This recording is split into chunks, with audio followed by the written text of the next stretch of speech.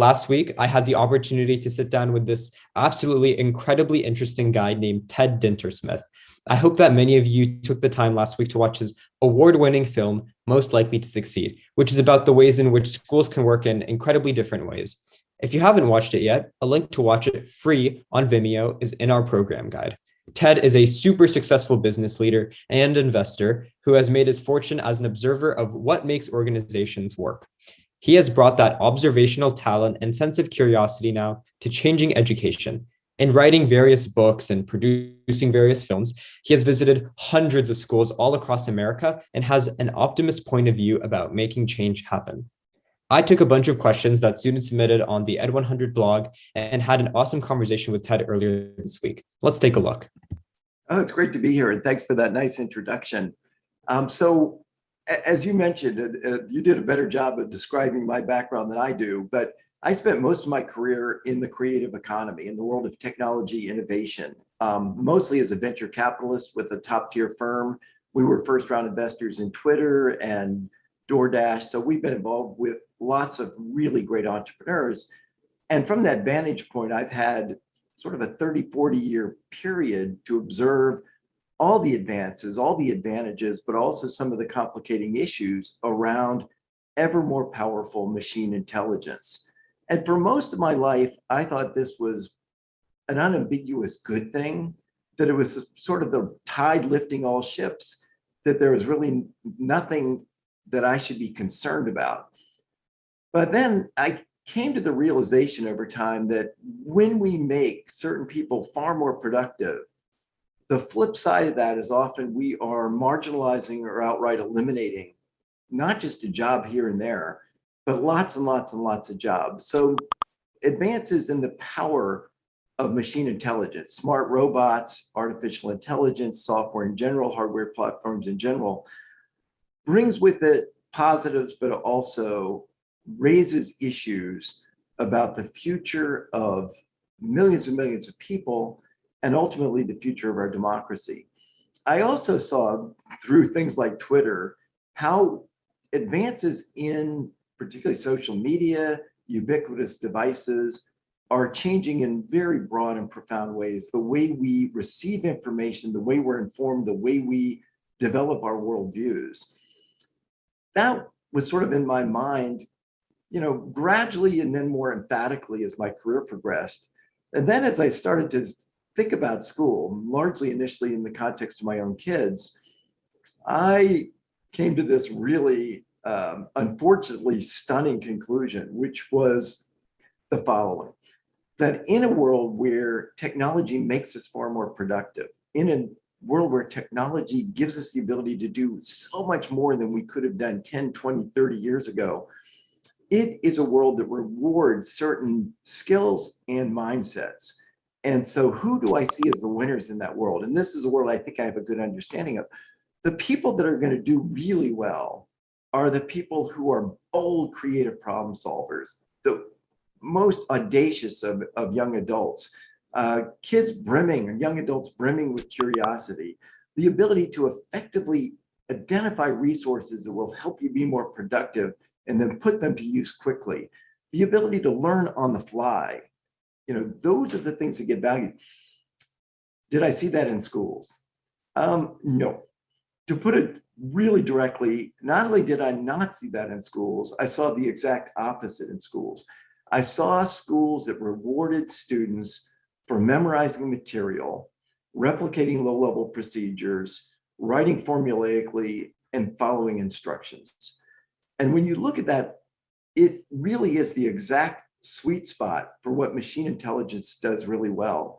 And if not a kid here and there, but if millions and millions and millions of students through K through 12 in community colleges and four-year colleges are being pushed to excel on a narrow set of skills that are increasingly irrelevant at the expense of their curiosity, their creativity, their audacity, they're willing to take on the most ambiguous of challenges, we're setting up kids to fail. And if we set up lots and lots of people to fail in our society, that poses serious challenges to our democracy. So those were the conclusions I reached 10 years ago. To put a finer point on it, just to give you a sense of how fast things are changing, the price performance of the devices in your, your smartphone, that didn't show up too well, did it? But anyway, what the device we all have in our pockets, the basic semiconductor chips that power those, they're growing exponentially. They're twice as powerful every year. That is exponential growth. Another growth curve that I think is worth noting is how fast artificial intelligence is advancing. And recently, I was shocked by the view of Sam Altman, who is the CEO of OpenAI. And I am well aware of how fast things are moving ahead, but his projections, his sense of how fast AI is advancing shocked even me, which is very hard to do. And his point was that each year, AI is getting 10 times more powerful than it was the year before. 10x in a year, and he anticipates that will happen consistently for the next decade. To put that in perspective, that means that as good as AI is today, and it's quite good, in 10 years, it will be 10 billion times as powerful. To put it in figures we might relate to, if today AI is an inch high, in 10 years, by the time you guys are in your late 20s, AI will be from here to the moon. Talk about a moonshot. And what's that mean? Well, already today, general purpose AI, general AI in a day, and this has been documented, was trained in performing a very complicated strategic game called Go. So from a cold start, general AI in one day of training with voluminous amounts of data was competitive with the world's best Go player. In a matter of a few days, it could beat all of the world's best Go players.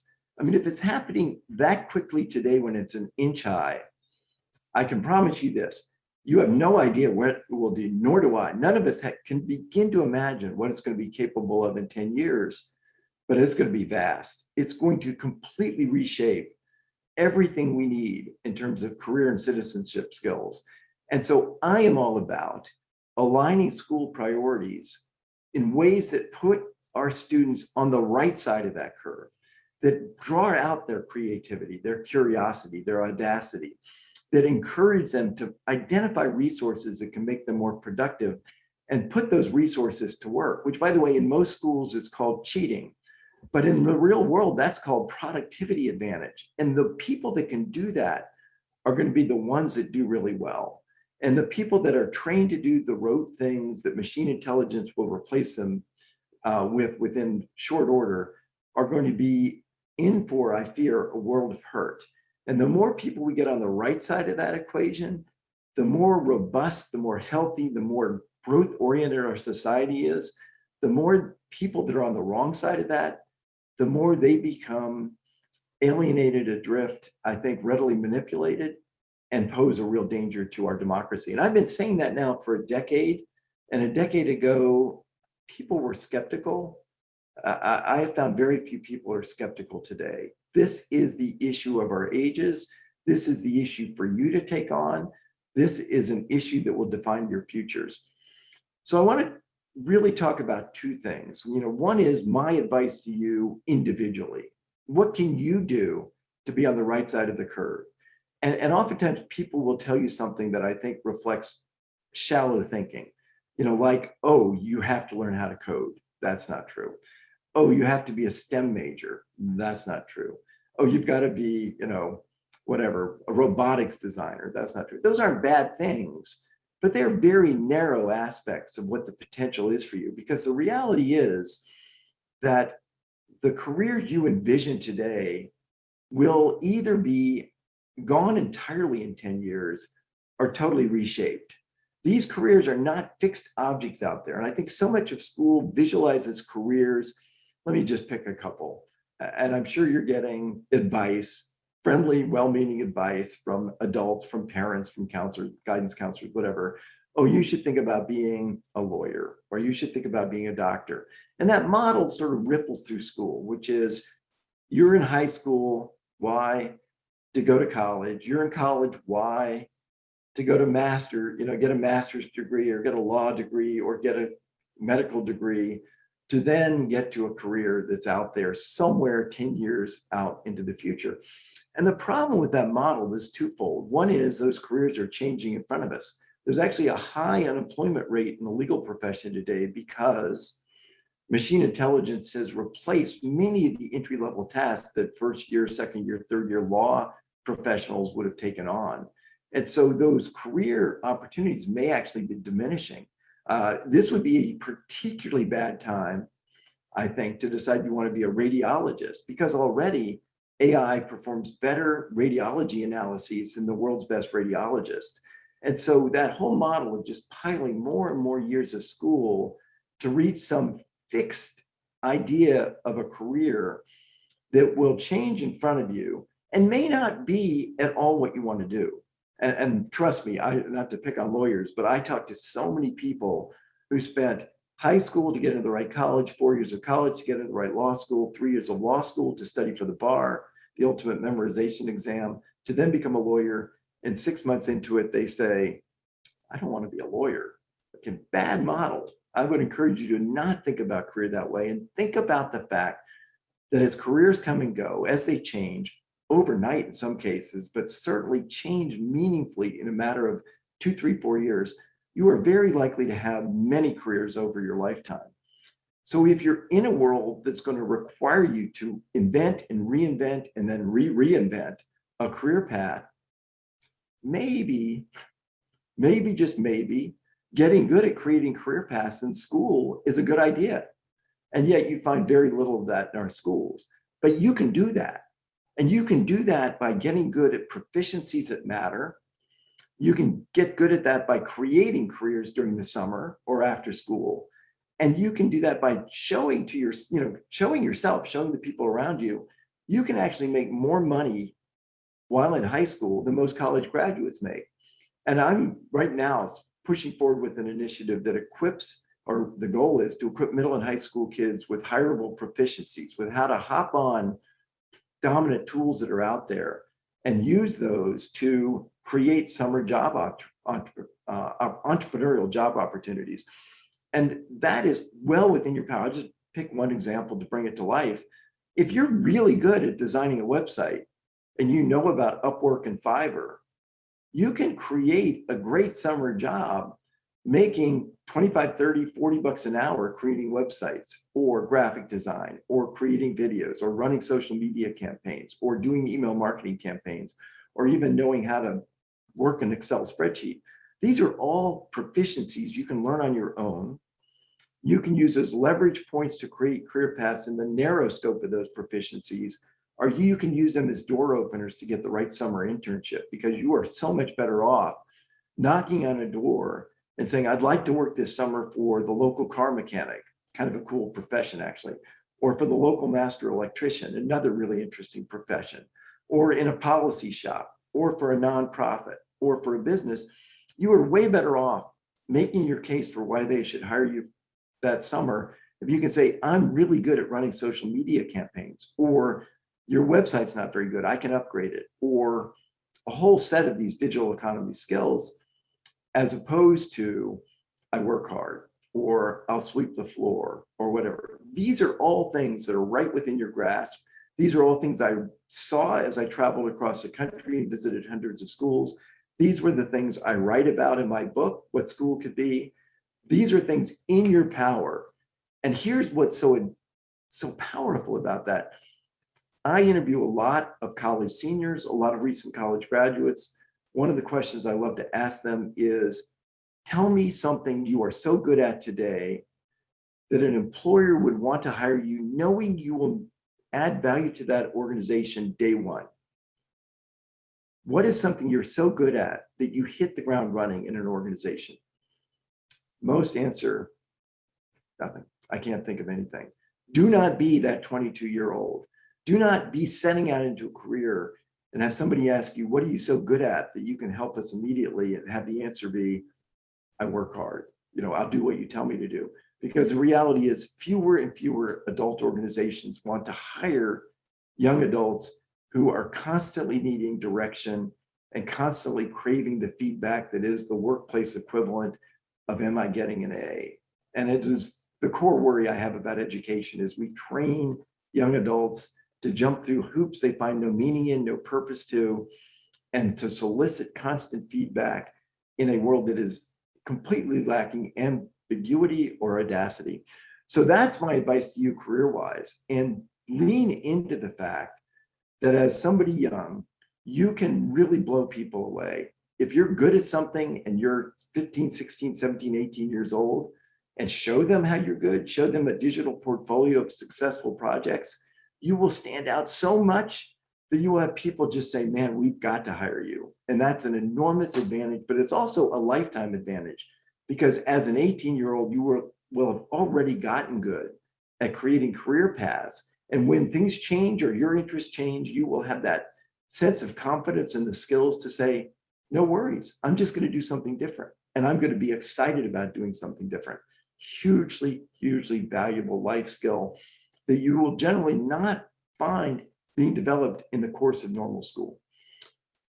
But, and here's my concern about society, my concern about democracy, is if a few people get that right and most people don't, I'm not so sure we're in a very good situation. I mean, it's terrific to be racing forward, but if most people are being left behind, we sow the seeds for real disruption in our society, for the types of things we're seeing as we speak. So my advice to you is the following. For those of you who love taking on causes, for those of you who would love to fight for all of the kids in your state, for those of you who know so many are getting left behind by an education process that basically ranks kids on skills that they'll never use, that they never master, and that they generally find not to be very interesting, here are some things you can do. I've done this exercise with a number of groups where we put out in front of the group sort of the big chunks of time you spend on topics in high school. So you're like, what do you study in chemistry class? You know, all the core elements of high school math. What do you study in history and whatever? Just sort of that grid of almost like your course flow chunked out in 3-week increments with some summary of what you did in those 3 weeks. And then ask adults, how many of these do you use in your adult life? How much of this did you retain from high school? Or how much of it just kind of went in one ear and out the other and was only in the middle when you were cramming for an exam? And you guys know this, right? I mean, over and over, people tell me, well, I don't want to really dive into this until 24 hours, 48 hours before the test, so that it's right there in my mind, so I can get a good grade and then have it disappear shortly thereafter.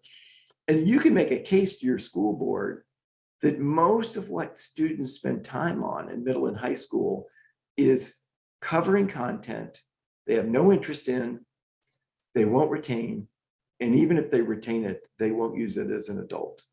Even better, even better. You're like every other kid. When 11th grade, you take a barrage of these exams, state mandated exams, the SAT, the ACT. Good news, right? Good news, the University of California system is no longer looking at SATs and ACTs. I think that's really encouraging. But there are bunches and bunches of kids in your state, probably not on this Zoom call, but bunches of kids in your state that can't get their high school degree, kids desperate to escape poverty, kids not growing up in the best of home circumstances, but blocked from getting a high school degree because they can't pass a test, generally, by the way, a test tied to math that no adult ever uses. And so I would love to see some of you take it right to your school boards and say to them, would you be willing to take our 11th grade exams without preparing for them with a proctor and then publish your scores? Because obviously, if we have to pass these exams, if we have to get good at things to get a high school degree, and we all know you can't even get a job at McDonald's without a high school degree. No high school degree, no future other than homelessness or jail. No high school degree, you are dooming a young adult's prospects in life. So clearly, if a test is keeping you from getting a high school degree, it ought to be something that an adult so successful you're on our school board that you'll just sail through, that it gets right at a core competency that defines your adult life and helps you be far more effective and productive as an adult. And you'll see the blood drain out of their face, because nobody nobody in adult world wants to take a high school math test because they're not using any of that. So I think there's a real opportunity for student leadership here. And as I travel, I find students, I mean, I'm 69, right? All these things I talk about, write about, make films about, that are playing out as we speak, they're unlikely to hit the critical point in my lifetime. Maybe they will. Maybe they already are. But I'm 69. You guys are, 50 plus years younger than that. This will define your life. And so this is a great time for you to think about mobilizing your energy, going right at the issue. What is the purpose of school? Are our schools really and truly preparing us for career, for citizenship, to be happy, to pursue a life of purpose? Is that what they're doing?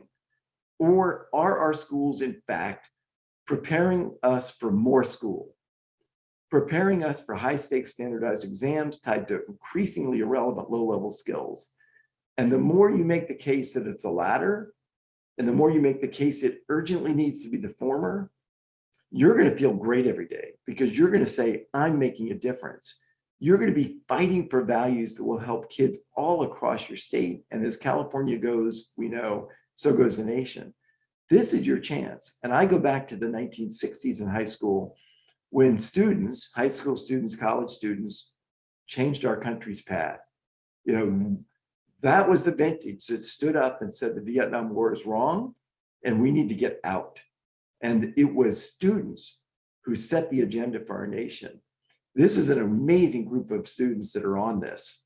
This group, and this is one of the big reasons that anytime Jeff and his team ask me to be at all helpful to what you guys are doing, I am an immediate yes.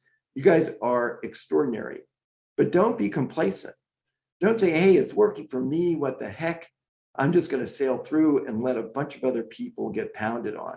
Because if you take the time to go visit a bunch of schools around your state and interview a bunch of students, exactly what I did, and ask them what's the purpose of school, ask them what they're studying that they actually think is interesting, ask them what they remember from last semester, ask them what they're getting good at that they care about, ask them how many times they've been given the chance to create a bold, audacious initiative and carry it out that in a way they're excited about will make their school or their community better. Even simple things like, can they fact check? If you look at your list of things that are going to serve you well going forward and interview a bunch of students, maybe even do a documentary, I'm a big fan of those, and a student-driven documentary can be incredible, you will begin to make the case that this isn't a system that needs to be tinkered with. It's a system that needs to be rethought from bottom up. And we can do that because one of the things that we've got going for us, most dedicated, amazing teachers, desperately would love to see change, students that I think rise to the occasion when they take on meaningful challenges tied to the real world, students that need to be equipped with and will thrive when they're able to manage and direct their own learning. These are all things right in front of us. We can do this and do this in short order. But I think the power of student voice to make the case is so much better than the power of my voice. And so I stand ready to support you guys, to help you in any way I can. Jeff can get you to me. I mean, if some group of you say, we're going to take this on, can you help us financially with your own time? I am all in on supporting students with bold visions of a different future and of an education system that can prepare them and their colleagues for a world that none of us can begin to predict or anticipate, but a world we know will be profoundly different from today's world, a world that will beg for creativity and curiosity and audacity, a world that will beg for students equipped to jump on resources that are out there and use them to be that much more productive, and a world that's so different from the world that most students live in day-to-day school life. So with that, I'm going to close with a big shout out for this group, for all of you, wishing you all the best going forward with a degree of great optimism for what you can do, but levered by considerable concern about the challenges in front of us. So thank you, and best of luck, and use this summer well, because this could be a great opportunity to create that career path and to affect positive change in your community. Thank you. Thank you so much, Ted, for your speech and for just talking to us. I just have a few questions for you. First and foremost, I feel such an authentic passion when hearing you talk about issues in education. So it makes me wonder, what was your high school experience like? What did you like, and what did you wish was different? Oh, I'm lucky to remember any of it, but that's a great question. One of the things that's shocking, I have now gone back to my old high school. I've been there multiple times, and this is really ancient history. So I graduated in 1970. There are still students taking the same exact courses I took as a senior. So AP Calculus, AP English, a US History, Physics, I think, or something. I don't know anyway, but the same basic courses. When I was in high school, there were a couple things. One, was I as bold and entrepreneurial as I'd like to have been looking back? No. I mean, I missed some opportunities. One of the things that's so telling, though, is I have no memory of homework. And I've talked to my classmates about that. And I've said, do you guys remember doing a lot of homework or even much homework or really any homework? And it was so relaxed, right? It was so, when we took the SAT, it was sort of like the announcement came on the loudspeaker and they said, for those of you who are thinking of doing this thing called college, you need to bring in a check for, like $15 and show up on a Saturday and take this thing called the SAT. And we did, but we had to read the instructions up front. We had no idea what we were doing. Like, what is this thing? I don't know. Anyway, and it gets at a core thing. I'm good friends with Pasi Sahlberg, who re-engineered the entirety of education in Finland. And Finland has an amazing education system and lots of happy kids being prepared for great career paths. They respect the trades as much as the college path. It's a very balanced society. And it's not that the rich kids go to college and the poor kids go directly to career, but it's kind of equal across all things. But it's like they respect the role of free exploration and play.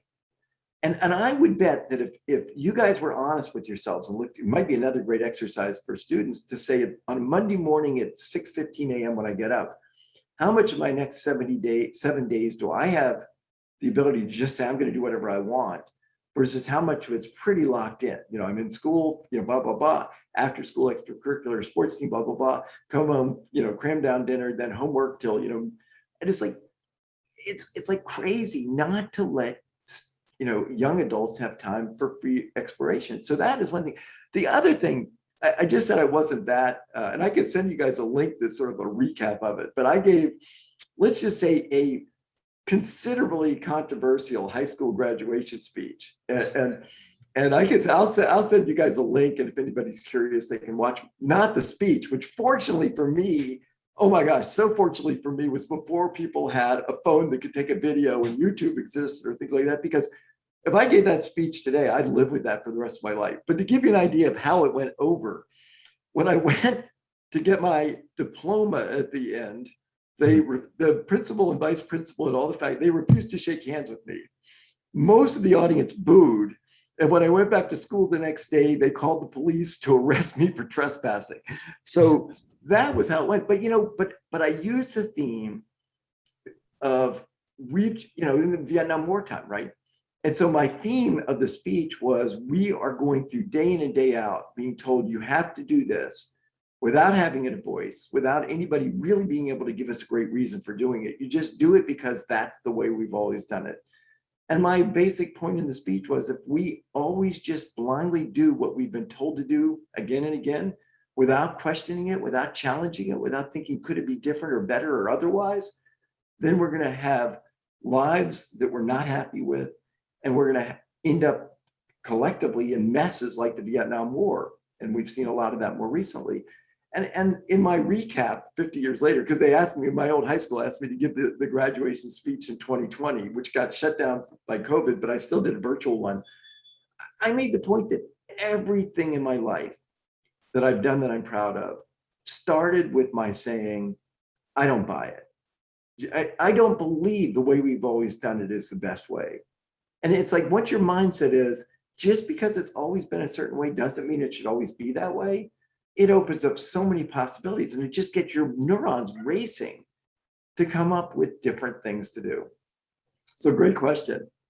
That's so interesting that you say that, Ted. My next question for you, though, is pertaining to gap years. So many students decide after high school to, forego a year of college or forego entering college right after high school and take a gap year to explore kind of whether it be traveling or explore academic interests or potential career paths. And I know that it's something I considered. I know it's something that many of my friends last year ended up pursuing because of COVID. I'm just curious what your perspective is on this and whether or not you would encourage students to take a gap year or whether or not you would encourage them against it.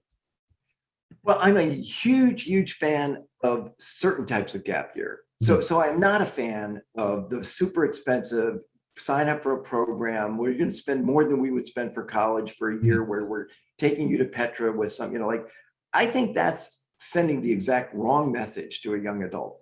What I'm a huge fan of, going so far as to say, I think everybody ought to do it, is at least go through the process of saying, if I had 15 months to play with, and I can do anything I want, subject to the constraint that I'm going to self-fund it, what would I do? And it's really amazing when you start thinking about, well, what could I do where I'm not depending on money from my family or not, and I see all these great examples where kids just sort of say, oh, there's this thing called Workaway. I can go anywhere I want in the world and find a place that will hire me to do great work. And it's that travel, those dealing with challenges, those things, you actually learn so much from that. And so, to me, it's heartbreaking, and you hear this all the time, where high school seniors are told, really told, or leaned into by particularly parents that, oh, you can't lose your momentum, you can't, Mhm. they may not really want to go to college or whatever. Mhm. I say, like, it's the best thing, and what you find is the kids that have taken a gap year have a much better perspective on what they want to get out of college. And if you didn't get into your first choice college in high school, take a gap year and reapply. There are all sorts of great things from it. So, huge fan, but not of the pampered, entitled, super duper expensive, everything's thought out for you. My mother planned it for me gap year, because I think that's just sort of sending you further along a path you don't want to go down. Definitely, I wholeheartedly agree. That's kind of something I noticed as a trend between my friends who took gap years last year. My next question for you though is, one of the main ideas that you explore throughout your film, most likely to succeed, is this idea that schools are going by a dated curriculum standard, and that they aren't preparing students for the real world. And that's definitely something that you talked a lot about during your talk. But I'm just curious, in your opinion, what kind of structurally can schools do to better prepare their students to, be the most likely to succeed, no pun intended, but what in your opinion can they do? Well, we have a whole site and a community platform called whatschoolcouldbe.org that has lots of great resources where, we encourage educators to give students space to come up with their own thought-provoking questions or create their own initiatives or debate each other instead of playing, the guess what's on the teacher's mind with questions. And so there are a lot of things, even small steps, that start to build momentum and progress toward the goal of students equipped with the skills to manage and direct their own learning the things they care about and really mastering them, creating bold initiatives that make their world better, and developing proficiencies that make them, somebody valuable to organizations. And so, whether those are big changes over time or even modest changes over time, I always say in a desert, it doesn't take a lot of water to make the flowers bloom. But I think those are the types of things. And we saw that during the pandemic, right? That the students who were really good at identifying what they wanted to do and managing their own learning, whether they were in school or out of school, did just fine. If you were on the wrong end of a Zoom screen, having somebody drone on about something you didn't care about, you know, people talk about learning loss. I'm deeply skeptical that when it was in person, there was any real learning in the first place. And it was just worse, virtually. But I think they're important things. And I think schools, there will be, maybe not every teacher in a school will want to do it, but there are a lot that want to do it.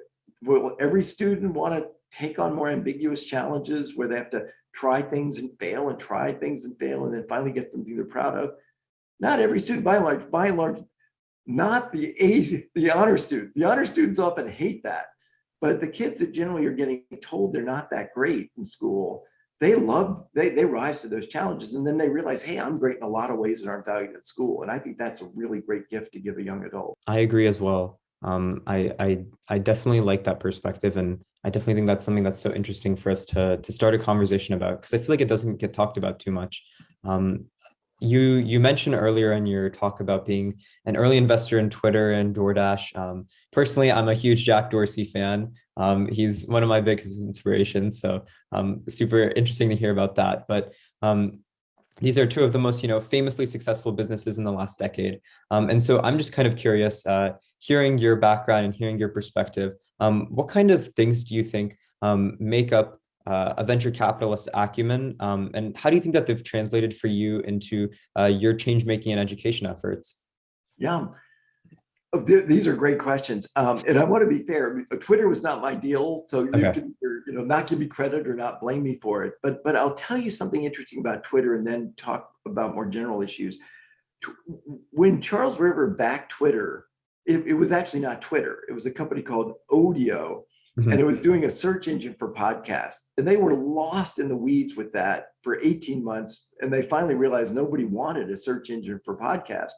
And somebody in the back room had done this 140 character, little thing that seemed to be growing virally. And they, to their credit and Dorsey's credit, they went to the board and said, "We think what we were doing before makes no sense.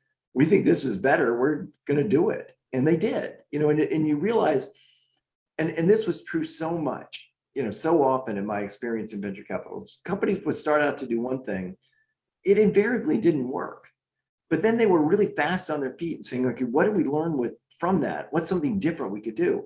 And it's that whole thing about school having this fixed path you go through, where the real world says dive into something that seems like it has some opportunity there, but it's really unclear what it is. And we're just going to be confident we can figure it out as we get into it. And the second thing that defined me in venture capital and defines my view of education is the thing about venture capital is I never would go to somebody and say, this is your dream and you got to do it. Somebody come to me and say, this is my dream. Will you help me? I carry the same views to education. What is the student's dream? What would they love to do? And how can we support them? What, the innovative teachers, what is your dream of a great classroom? How can we support you to do it? Because the reality is when people pursue something they want to do, they go to the ends of the earth to do a great job of it. And when you tell them what they have to do, they just like go through the motions. And that's the reality of education in America, is that the kids in families with parents who push the bejesus out of them or bribe them, I'll give you a BMW if you get into this college or whatever, those kids will often respond to those bribes or that push. Kids in less affluent circumstances, by and large, don't get that kind of push, which is why I think higher ed offers outsized, unacceptable advantage to the affluent in our country.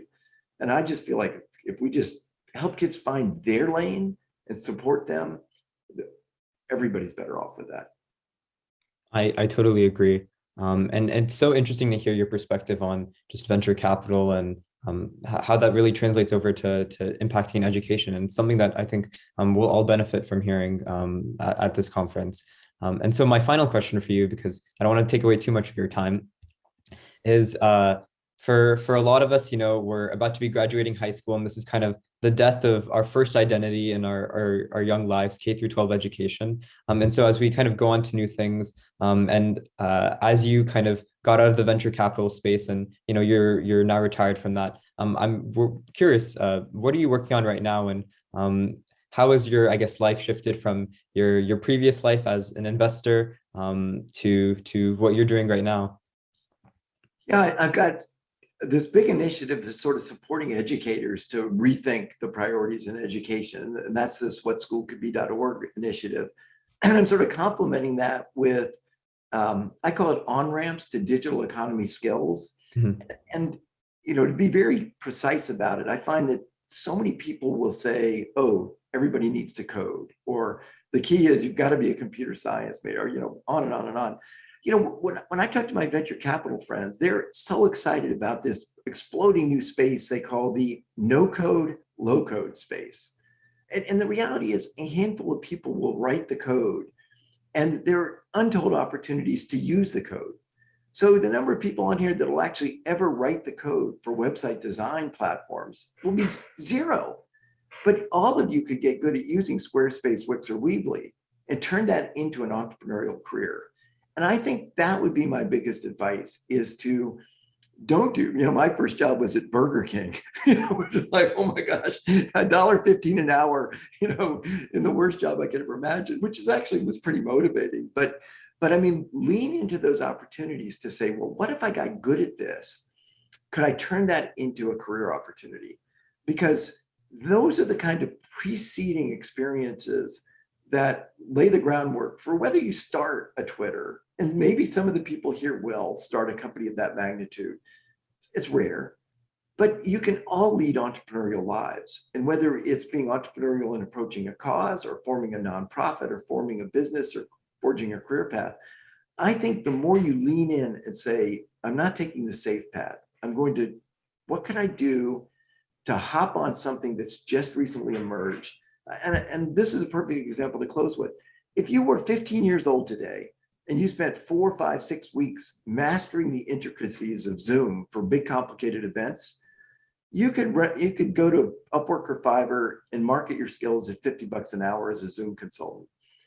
Do any high schools teach that? No. Any community colleges teach that? No. Any four-year colleges teach that? Absolutely no. But it's right there, and we all know it. It's just like, it just sits to the side. And so I do, this group is particularly well run, but a lot of the things I do are just a mess because the people don't know how to operate basic Zoom functionality. And as I say, it's right there. Any 15-year-old could just, not just 15, but any middle or high school kid could get good at that and be crushing it.